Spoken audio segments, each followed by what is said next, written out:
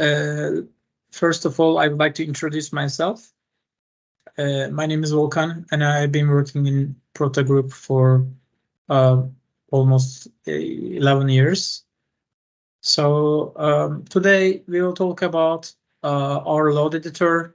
As you know, we enhanced this feature a lot, and today I will show the important part of the load editor.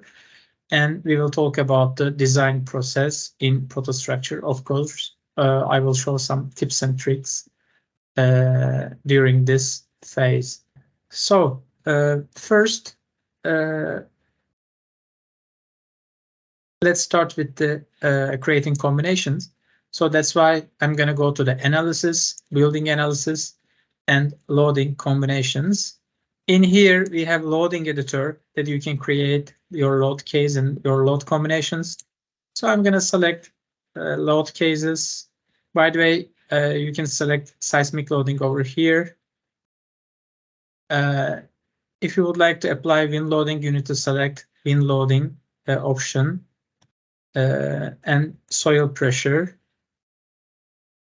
So let's just click OK button, and all relevant load combinations will be prepared accordingly. You can see we have 74 load combinations in our combination list. So now I'm going to add a custom load case. Okay, so you can simply click the add button, and here let's say that we have hydrostatic load. So I'm going to insert hydrostatic load to the definition. I need to correct this capital letter. Okay. Then we can apply lateral load. So if you select primary, it means that X direction and Y direction. So our lateral load will be on the X direction. If you want, you can add eccentricity on that direction as well. Of course, if you would like to consider, let me show you crack sections. You can also, let me show you once more. You can also use crack sections in here. So now I added my load case, and we can add also our load combinations. So for this purpose, I'm going to click to the add button over here. And now the load combination actually has been duplicated. What I need to do, I will just change the definition of the load case from here. Okay. The next thing, which is important, we need to insert the load coefficients. Okay. For example, 1.5 for hydrostatic load. Now I'm going to remove the temperature load cases coefficient. So once I click OK button, the relevant load combination will be in our load combination list. Let's talk about a bit wind loading. So once you select wind load calculator, and once you fill these parameters, it will be automatically wind load will be automatically calculated as seen in here. And once you click apply, the relevant wind loads will be applied as seen in here. You can see the loads.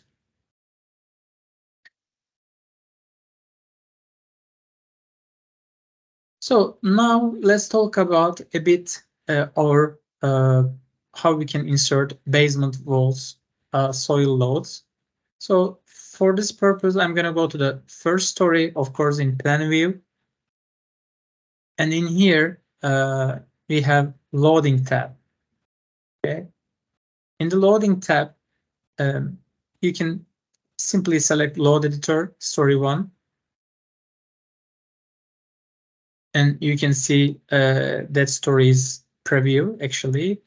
So I'm going to select X directions. By the way, you can see the coordinate system over here. X direction wind load case, soil load case. from here, PX. And then soil load, we have soil load button over here. I'm going to select this and pick the surface of the shear wall. So in here, you just need to insert code settings, soil profile. For example, you can just click on it. You can select any soil profile from our library, or you can add your own soil actually layer. For example, let's change it as a rock.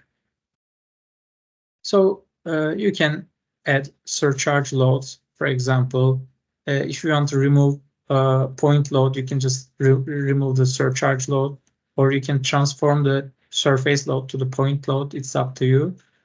And you can specify the magnitude and distance from here. Once you click OK button, the relevant load will be applied just like this. You can copy this load, area load, to the other surfaces actually, and you can just right click and paste to the other basement walls, just like this. Okay, the load direction was different, so just like this. For that, this direction and the other direction, I need to recreate the soil load once more. Okay, so let's just click OK button, and once you hover over on the relevant basement wall, you will see that soil load was applied as a load, okay, as an area load. So now I'm going to go to the second story. As you see, we have a layout, DXF layout as a background. So I added this via external reference drawing. Because as you see, I have some partition wall loads. So to be able to insert quickly, I need actually this DXF as a background. So what I'm going to do, first I will go to the loading tab, and we have point, line, and area loads. So I'm going to select line load, but before we need to create our, of course, you can select any load from the library, or you can go to the partition wall loads and you can use your own wall load. For example, let's say wall 25 centimeters, and we can change the color as we wish. For example, let's say maybe red one. You can add your layers. In my case, it will be brick and screed. Is there? Yeah, there is. If there is no screed, you can add via edit materials from here. You can enter the material name and unit weight. So I'm going to insert the thicknesses, for example, 200 brick wall thickness, and screed will be 50 millimeters. Once you click OK button, it will be added to the library. Now I can quickly select the line load, and as you see, we have wall 25 centimeter actually wall template from here. We need to insert the height of the wall. It will be 2.5 meter. Okay, now I can simply draw this wall on my background, which is the DXF file. Time to time, we may need to a bit zoom in to insert the relevant load, just like this. So you can insert your partition wall loads precisely. Now I would like to add my wall loads. So to do this, I'm going to go to the load editor. Okay. Here we have wall loads. Of course, first we need to select the load case and our wall loads will be at G load case. So that's why I selected G load case, then wall load. Please make sure that you have selected the wall load for frame loads. Okay, frame loads and surface loads are different. So that's why surface loads are available for slabs and shear walls. Frame loads are available for columns and beam elements. So what I'm gonna do, I will select wall load, select my own wall load type from here. If you want, you can add opening. You can specify width, height, and the position. But in my case, I will not. So you can insert height of the wall from here. And if you just box around of the beams, you will see that all members, wall members will be generated just like this. Actually, of course, these are partition wall loads. So if you want to modify a wall load, you can simply select this wall load. For example, you can just hide all loads and select the wall loads from here. What I'm gonna do, I will just reduce the height of the wall from here. So 900 millimeters can be, we can insert from 900 millimeters from here. If you need to delete a wall load, you can simply select this wall load and right click, and you can use the remove command to do this, or you can select the wall load and click to the delete button, press to the delete button on your keyboard. So now I'm going to add partition wall load. So to do this, you can select the partition wall load from here. Again, you can select your load type. Maybe this time we may have a 10 centimeter brick wall. And again, we can insert the height of the wall. And you can simply select the points. Actually, again, let me.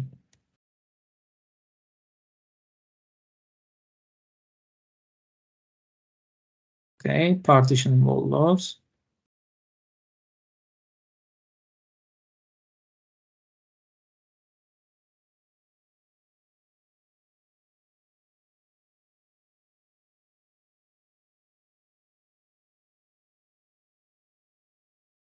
Okay, let's insert in here.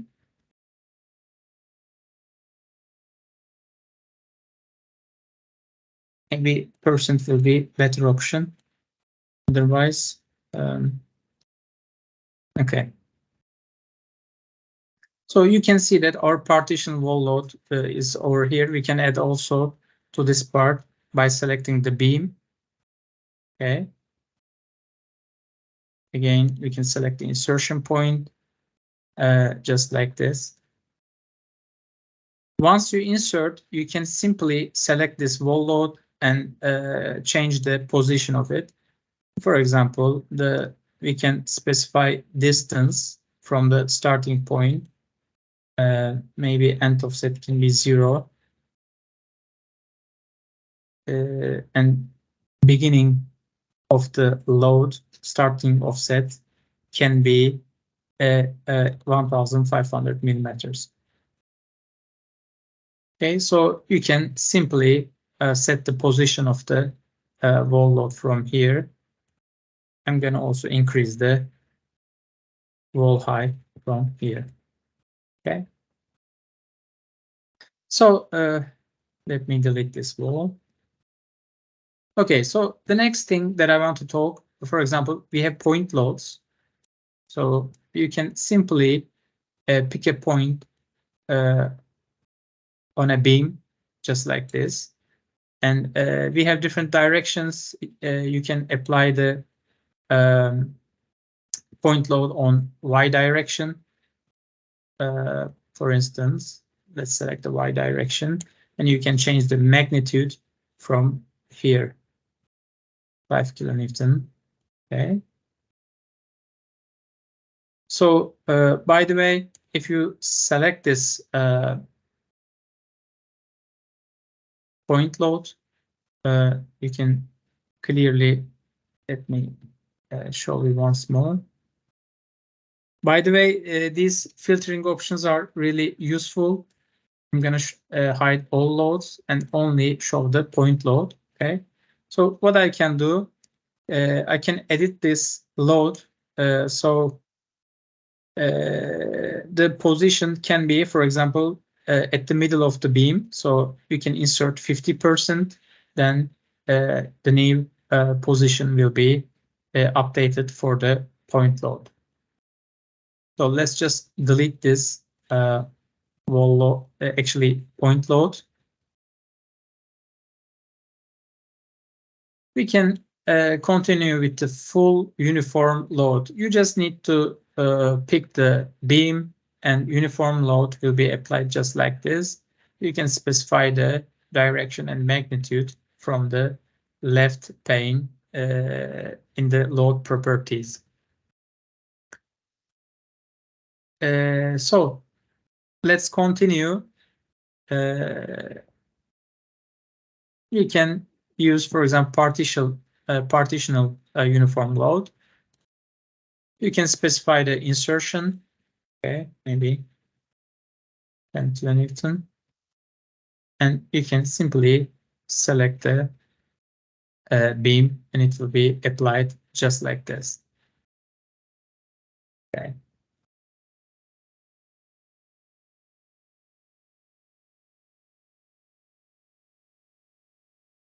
So let me activate the view of it, and we can delete just like this. Okay. So let's talk about a bit trapezoidal loads. You can select trapezoidal load. You can play with the insertion points, for example, 10 kilonewton. Direction can be changed from here. And once you click on the beam, the trapezoidal load will be inserted. If you want, you can remove this load by right-clicking, or you can press to the delete button on your keyboard. So let's just pass to the point loads. So actually, for these are surface loads, and you can apply to the walls or slabs. So what I'm going to do, I will just pick a point on the slab, and point load will be inserted. If you want, you can change the position from here, 25% X, 50% Y direction span. Okay, just like this. Or you can simply select the distance option and insert the spacing from the starting point and on the X direction and on the Y direction. For example, 1000 millimeter. If you update, it will be repositioned. Okay. So now we can continue with the uniform load. So you can simply draw a uniform load. Let's say that we have 2 kilonewton. Okay. And you can draw just like this. If you want, of course, you can add triangular loads just like this. I'm going to remove it. I can also remove this point load from here. So wall loads can be used in here as well. But of course, I suggest the previous wall loads part. We added on the DXF layout. But of course, you can add wall load in here as well. So let me delete this. Full uniform area load. This time we can add on Q load case. You just need to pick a slab surface, and it will be added to the added for selected slab.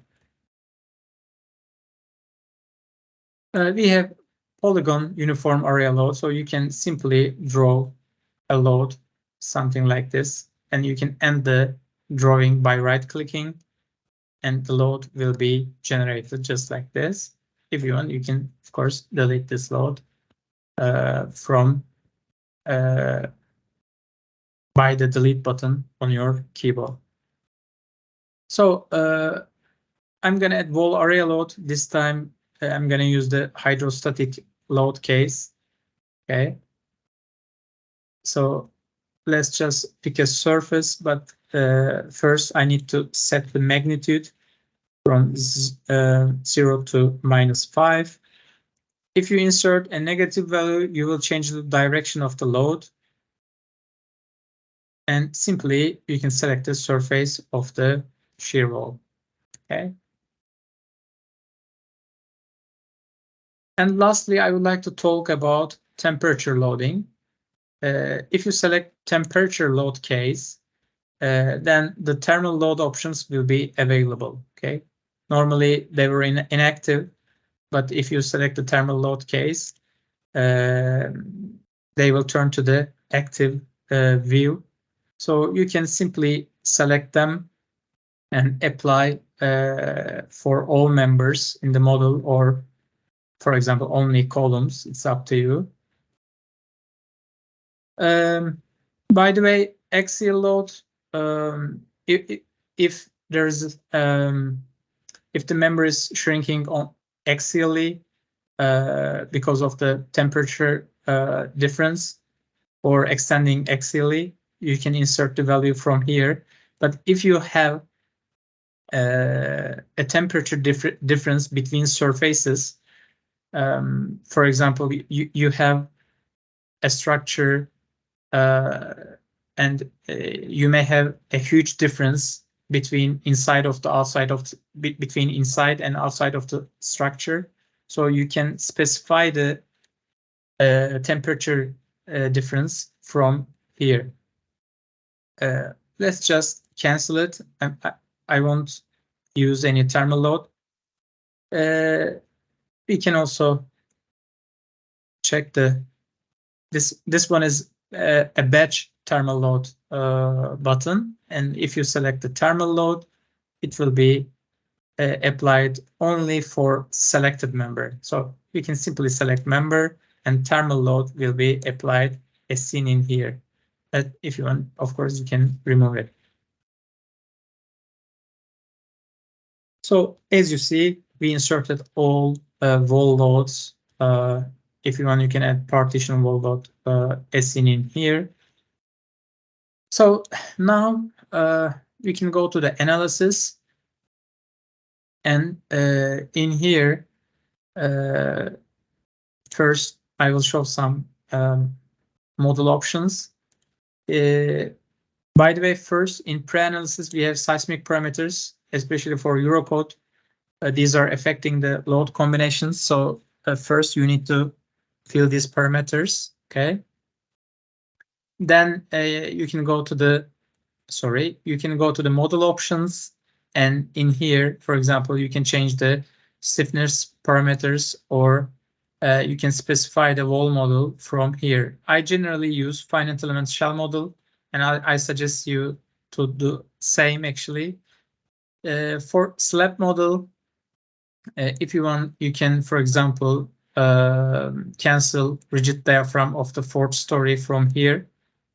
Or if you want, you can mesh all stories by selecting include slabs in building model. Okay, then you need to mark these checkboxes to mesh these stories. You can also include column sections in finite element model, but if your columns are located on the edge of the slab, I don't recommend you to use this option. You can specify the shell elements sizes from here. Okay, let's just run the analysis, but before I strongly suggest you to check the building model. For instance, it's just found 7 errors, and some beams are overlapping. I know these beams, just they are located landing part of the stairs, so I can skip it. But if I could have an important warning in here, I had to correct. Maybe there might be small angle differences between axes. Okay, so I could go to the fix the almost orthogonal axis command, and I could make them orthogonal. Okay, especially if you are importing axes from DXF, you may face with these kind of situations. So I suggest you to use this command in such cases. Okay, so let's run the analysis. By the way, during the analysis, you can also design the members by selecting these checkboxes, but I will show them later. If you check only these two options, it will control the design. It will check the design. But if you want to reselect the bars, you need to check these options as well. So let's just click on building analysis. It will take a couple minutes. By the way, if you have any questions, please take a note. I will take the questions at the end of the session. Now it's calculating the loads, creating the meshes of stories.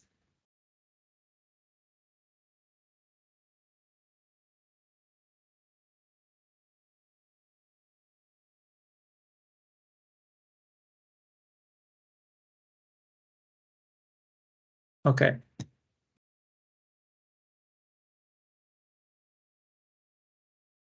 It's about to be finished.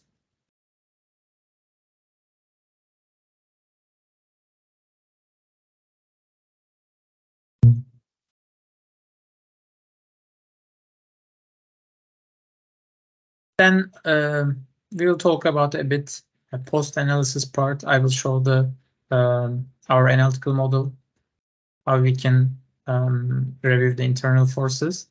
So in the post-analysis, you can quickly display the analytical model.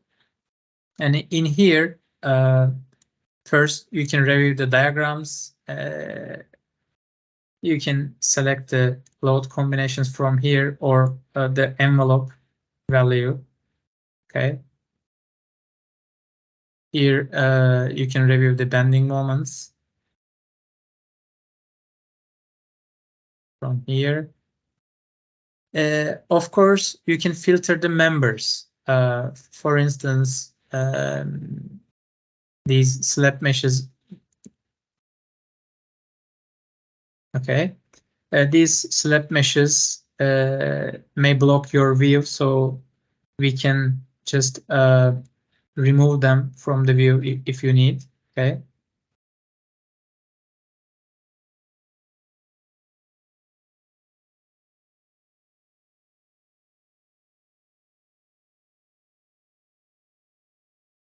Okay, we have a bit more nodes, so that's why it's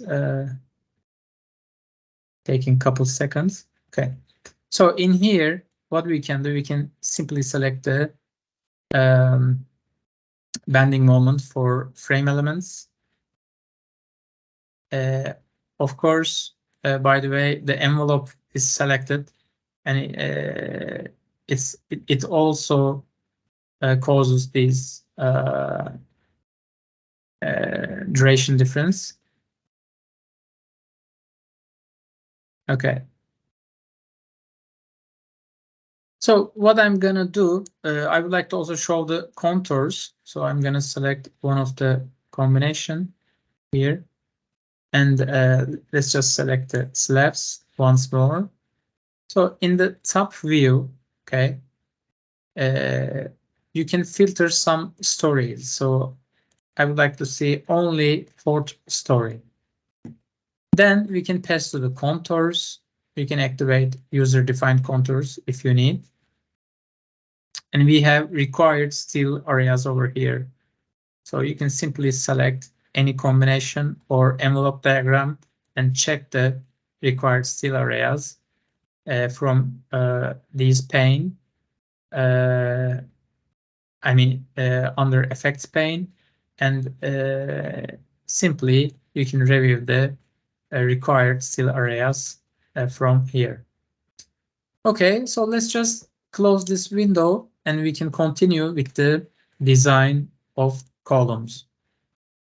First, I always suggest to users to check the settings. Okay, you can specify minimum and limit steel ratios from here.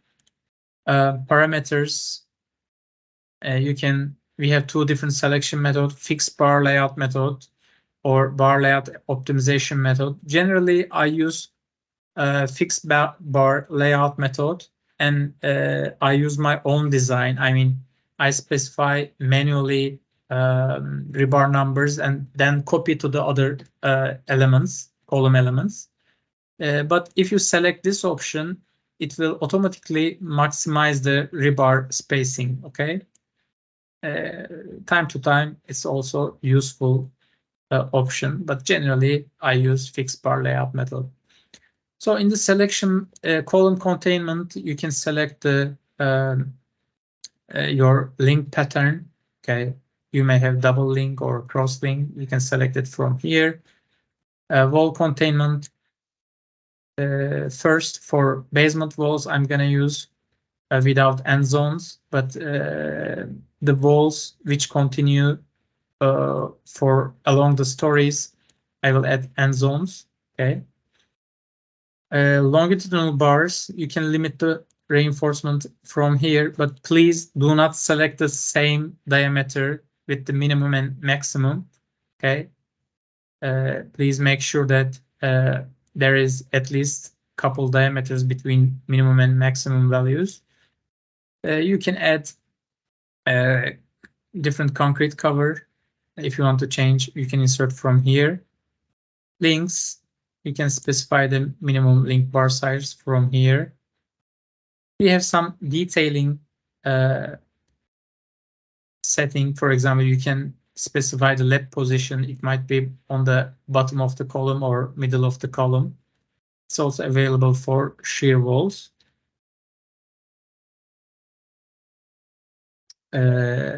So let's just show a couple options more. If you have shear wall opening, you can add different details, for example, without stirrups or this one, or with stirrups around the opening. And you can specify the schedule options from here. So what I'm gonna do, I will select the batch mode and pre-select all bars from here.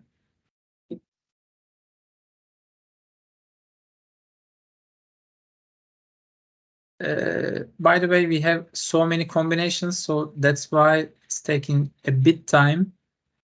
But even I think we had 74 different combinations. So we can consider that it's really quick.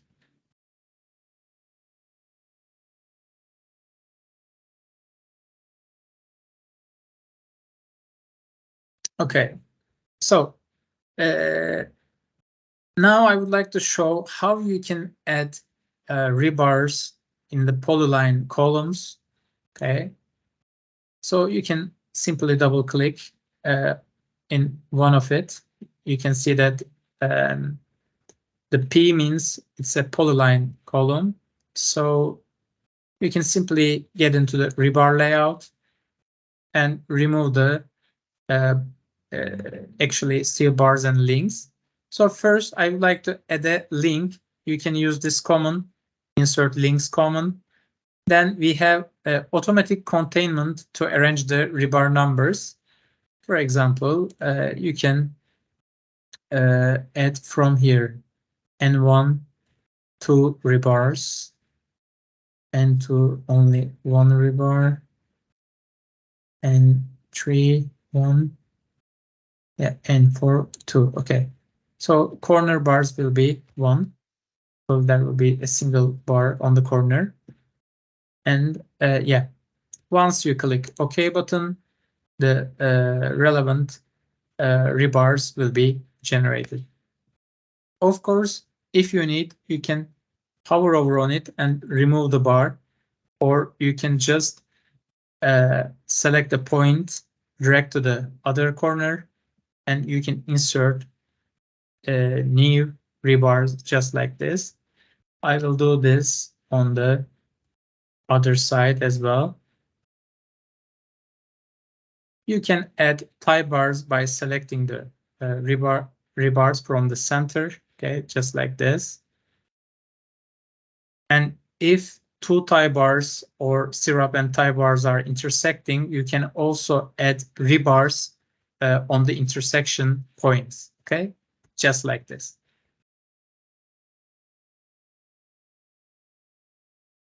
I need to change the corner bar count to 1, okay.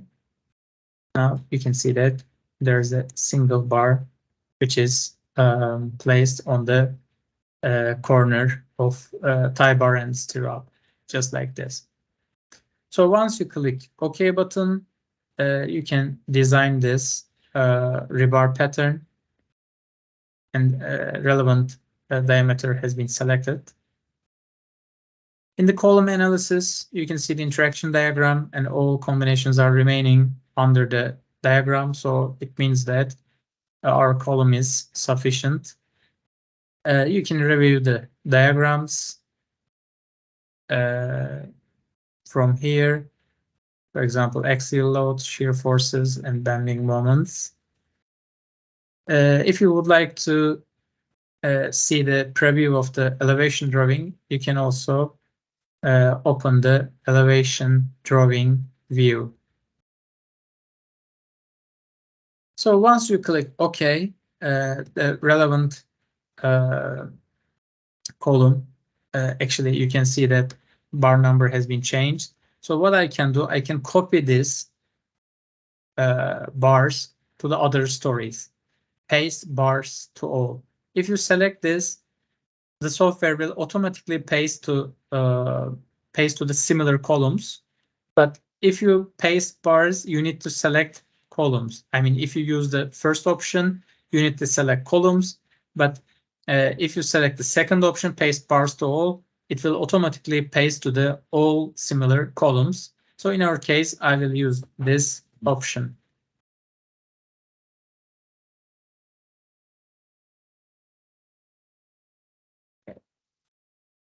It's about to be finished.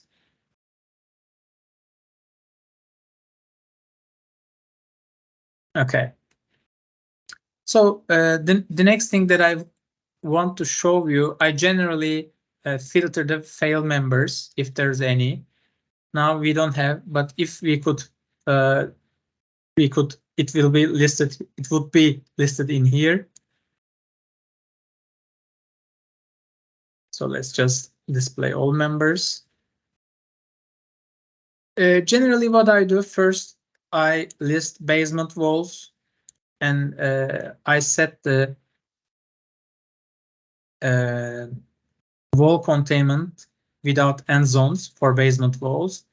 Then what I do, I just filter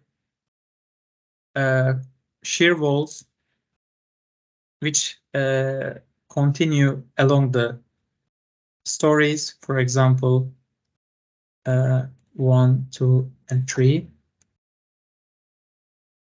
You can see these shear walls, and simply I select wall containment with end zones and reselect their bars, just like this. In this method, I just added end zones for my walls, which continues along the stories. But for basement walls, we don't have any end zone in our case. Okay, so let's just display all members, and if you want, you can get the design report from here. Let's just click OK button. If I select these options, it will take a bit time, so that's why I didn't. You can see our report. You can export the PDF or Word file from here. So let's talk about a bit beam design. So let's go to the story beams. And in here first, let me cancel the groups. Okay. Okay, so in here first we need to go to the parameters. In the design part, we have some design parameters for Eurocode 2. You can specify the minimum and maximum diameters from here, okay, just like this. And rebar patterns, these patterns are important. We have plenty of different patterns if you compare with our previous versions. So what I do generally, I select bent up pattern and use no bent up option. Okay, use no bent up option. Again, there won't be any bent up, and the rebars will be drawn straight. Of course, you can try other rebar patterns, because each country has a different project delivery habits, so you may want to use another pattern from here. You can see the preview under actually in the sample drawing part. So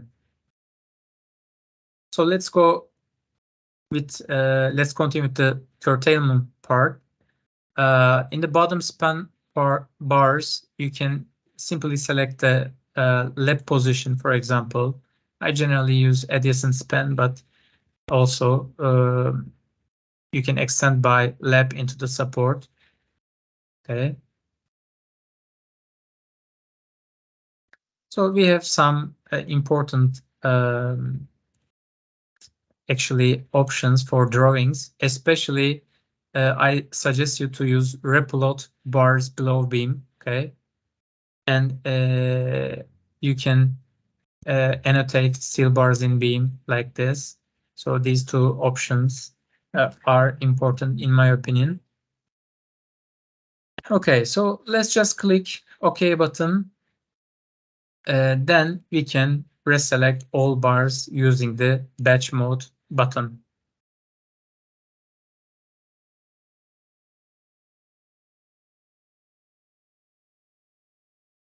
So now the software is selecting the rebars.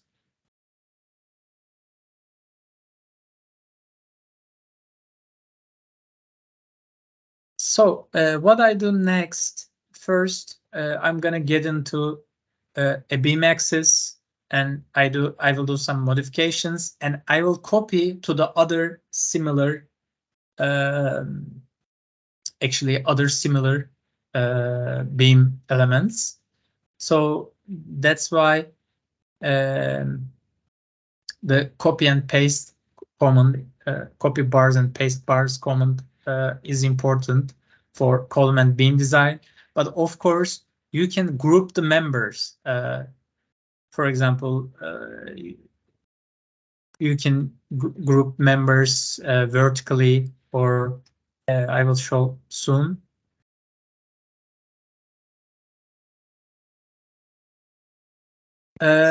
It's taking a bit time because we have 74 load combinations, so that's why, maybe even more. So that's why it's taking a bit time. But even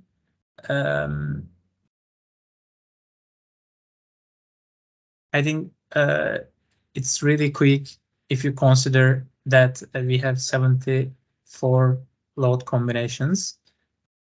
So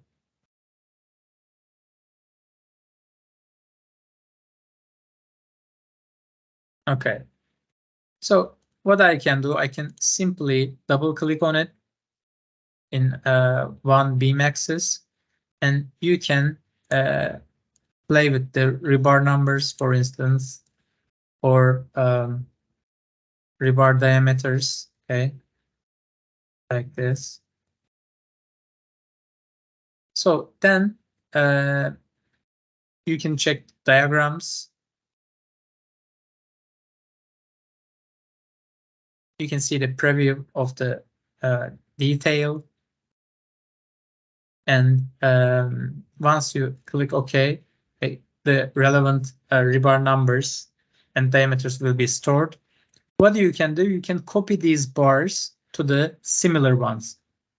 You can see the actually the sign of the equality, okay? And you can paste to the all similar axes, beam axis.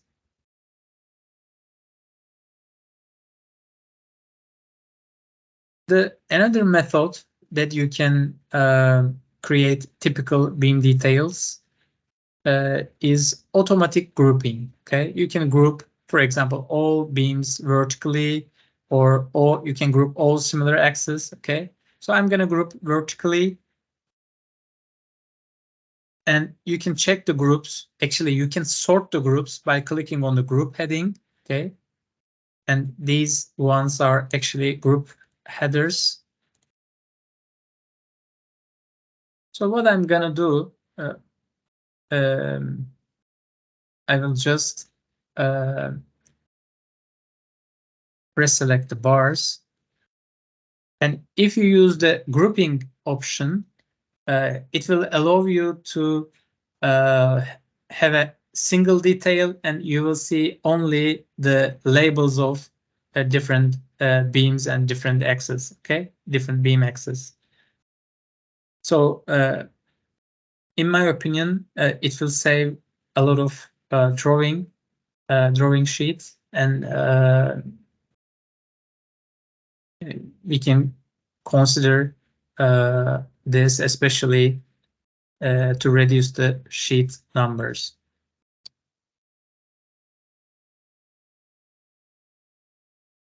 So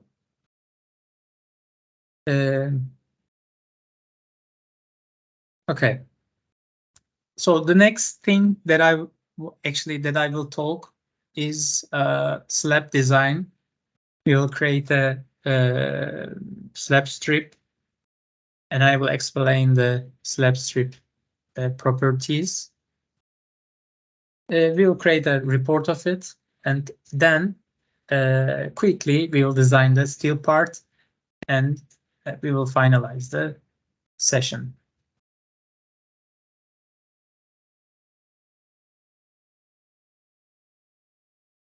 Okay, so it's taking a bit time, but we have so many load combinations, so that's why it happened. Okay. So let's talk about design report. So I'm going to click on the design report button, which is located in here.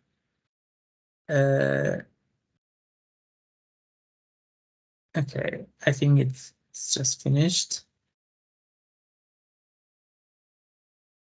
So we can select the designer report to obtain the report. For example, you can print beam loads, shear force diagrams, moment diagrams from here. Let's just click OK button.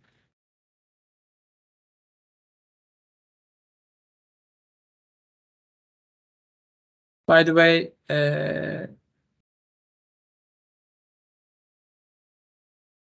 make sure that split tables are active, and it will increase the speed of the report generation duration. Okay.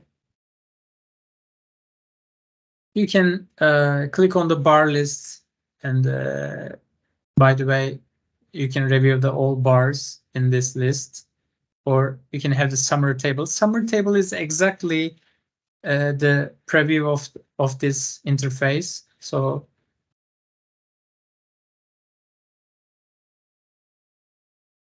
Okay, so you can see our design beam design report. Okay, so let's just pass to the slab design. Okay, I'm gonna delete this slab strip and create a new one. So under modeling tab, we have slab strip common. So what I'm gonna do first, I'm gonna select the X direction because I'm planning to draw the slab strip on the X direction. Type will be finite element strip. I'm gonna use span strip, but if I could have a flat slab, we would use a fixed band strip. Okay. Please note that this difference. We have two analysis result source. If you mesh slabs during the building analysis, you can select the first option. But if you don't, you can run finite element floor analysis, which is located under analysis tab. Finite element floor analysis only includes gravitational load combinations, but building analysis includes seismic load combinations as well. So I generally suggest users to use building analysis option. Then we need to specify the boundary conditions. At the beginning and at the end, we have beams, so the rebar will be bended inside of the beam. That's why I'm going to select the second option for the start and end part of the slab strip. Okay, so let's just draw. I pick the point with my left click of my mouse, then press Control button. Control button is important because to create a straight axis, slab strip, sorry. So that's why please make sure that you are pressing the Control button. Let's just insert another type. For example, you can insert analytical strip as well. But when you use analytical strip, the software use moment coefficient method. Okay, and in moment coefficient method, slab types are important. You need to specify the slab types before you insert the slab strips. Okay, from here. Of course, if your slab has more than 4 edges, it may not be determined by automatically. In such cases, you can go to the properties and you can select a type from here. Okay. Regarding these types, moment coefficients are changing. So that's why determining type is so important if you are using analytical slab strip. Please note that this as well.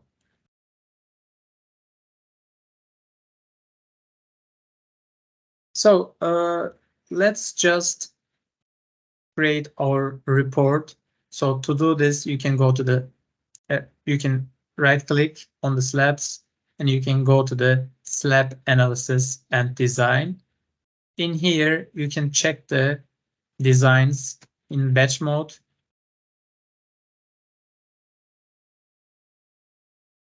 Okay. So now, if you want, you can produce the report of the slab design.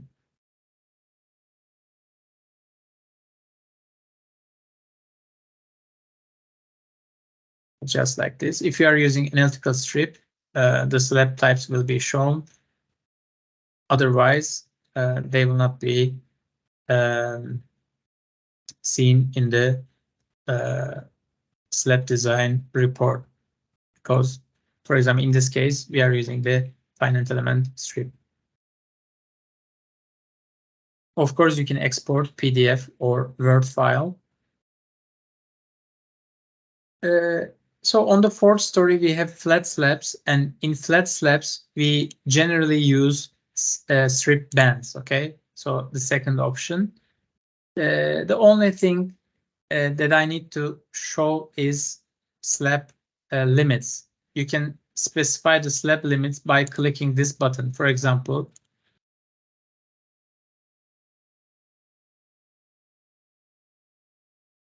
okay, once I click to the update button, you can clearly see that the border of the slab strip has been updated, or you can just click to the edge and again update just like this. So you need to insert slab strips from the span zone and actually from span zone and from the column zone just like this. Of course, we need to insert slab strips for the Y direction as well. Let's go to the design tab and check the steel designs. Okay, I'm going to click to the columns. And what we can do, we can click on check all button. And then we can review the design status of these columns. By the way, if you double click on it, you can change the, for example, buckling parameters or deflection parameters. You can change the section. You can increase the section from here. But what I suggest, you need to rerun the analysis because the stiffness is changing. So if you are changing the section, you need to be careful about it. Let's pass to the beams. Again, I'm going to check all. Columns and beams are a bit similar.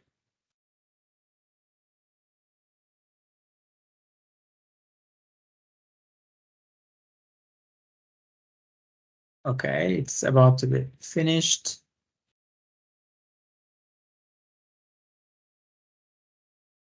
When I double click on it, you can see the calculation details. You can change the section.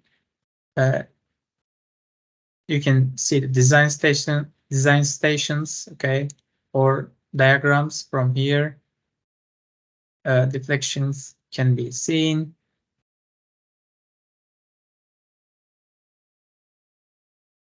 Let me close in here, okay.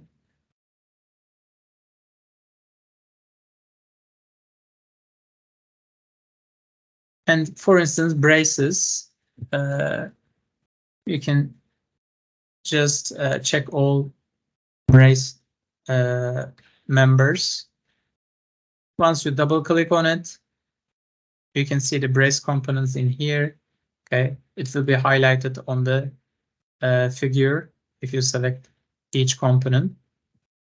If you double click on it, you can review the diagrams for the relevant brace component. Of course, once you click the design report, you'll have the report of these, a calculation report of these brace members.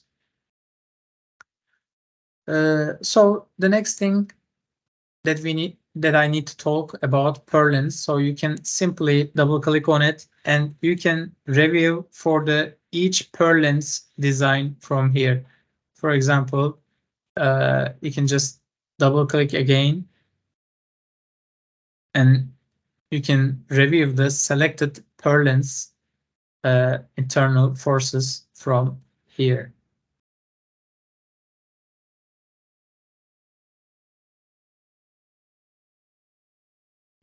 Purlin girths are exactly the same like purlins. Okay, I'm gonna skip this. And trusses. Okay, you can double click on it. If you use check all button from here, so you will only check the selected truss. So if you want to check all trusses design status, you need to do this in the main design page. Okay. For example, we can check all. We have two trusses, and you can check all these trusses design status from here.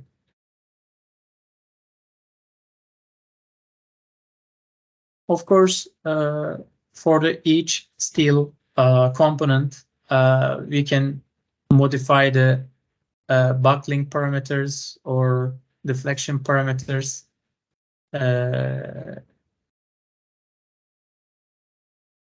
Let's just wait a bit more. It will be completed.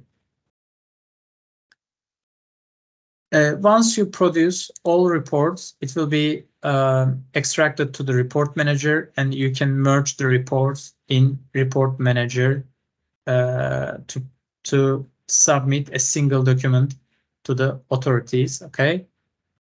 In report manager, if you create the reports, it will be automatically transferred here.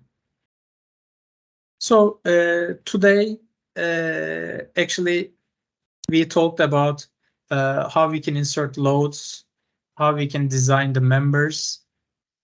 So thank you for your attendance. Hope to see you on next Thursday.